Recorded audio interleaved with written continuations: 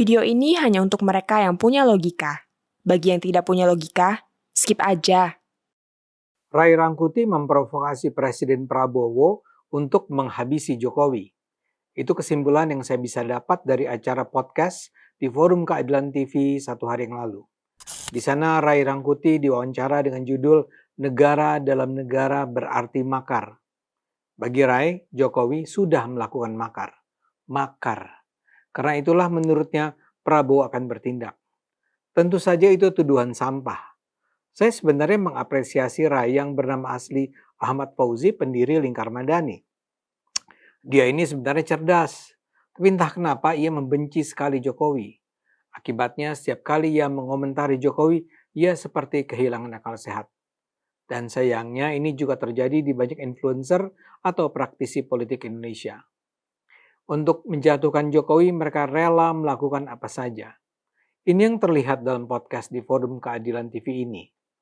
Ray mengarang bebas bahwa saat ini hubungan antara Prabowo dan Jokowi mulai berjarak.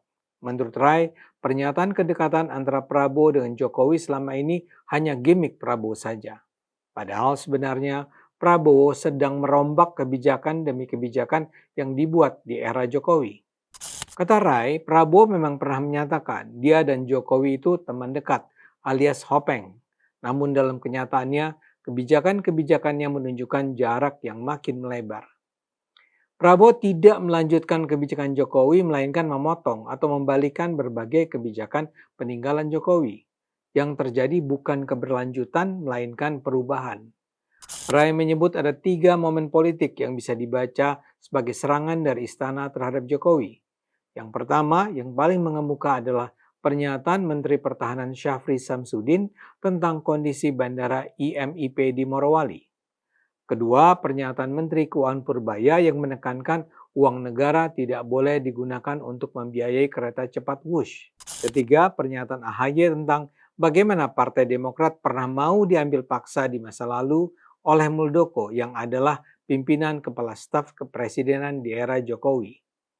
Terus terang saya tak paham bagaimana Ray sampai menganggap 3 peristiwa itu adalah serangan dari istana Prabowo. Nampaknya Ray menganggap Syafri, Purbaya, dan AHY diperintahkan Prabowo untuk menyerang Jokowi. Dia menganggap ketiga tokoh itu adalah semacam petugas Prabowo yang tidak bisa secara independen mengambil langkah sendiri di luar perintah sang presiden. Karena itu saya melihat Ray mengada-ada.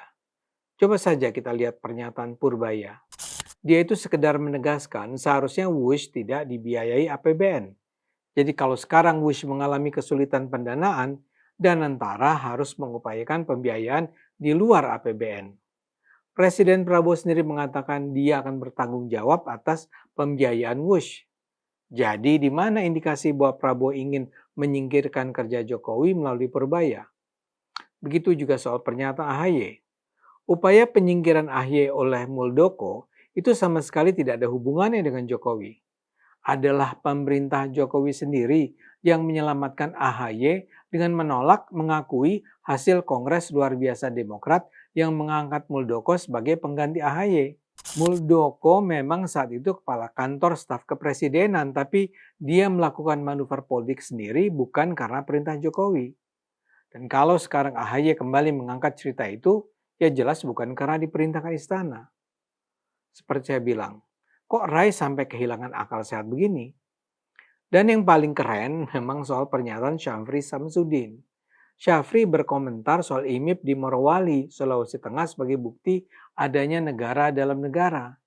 Sekedar menyegarkan ingatan Anda, Bandara IMIP berstatus sebagai bandara swasta khusus dan domestik yang didirikan di saat Jokowi berkuasa. Bandara IMIP khusus hanya melayani kepentingan sendiri dan tidak boleh melayani penerbangan langsung dari ke luar negeri kecuali dalam keadaan tertentu dan bersifat sementara. Karena statusnya itu, Bandara IMIP jadinya tidak memiliki fasilitas imigrasi serta juga bea dan cukai.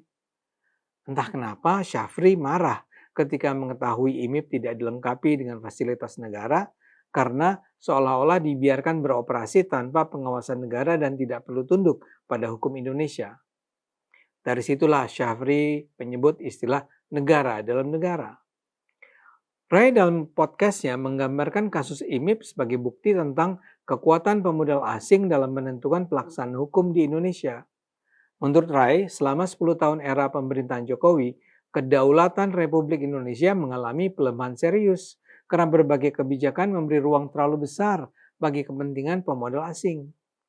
Selama 10 tahun era Jokowi, kedaulatan Republik Indonesia dibiarkan tercabik-cabik, ujarnya. Menurutnya, ketika ada aturan yang kedudukannya secara faktual lebih tinggi daripada aturan resmi Republik, hal itu dapat dikategorikan sebagai bentuk makar terhadap kedaulatan negara.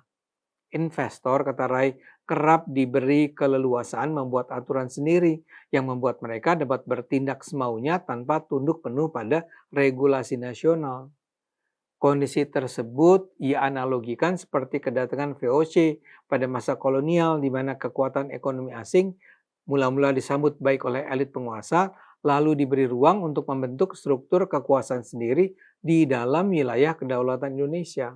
Biasanya, ujar Rai, jika investor mendapat keleluasaan berlebihan, pasti ada praktik pat gulipat atau kong kali kong di mana investor mengakomodasi kepentingan elit penguasa.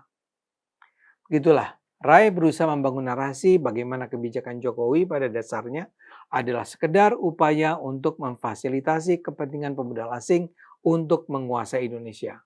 Menurut Rai, masalah Bandar IMIP menjadi contoh paling gamblang bagaimana warisan kebijakan Jokowi berubah sekarang menjadi beban bagi Prabowo.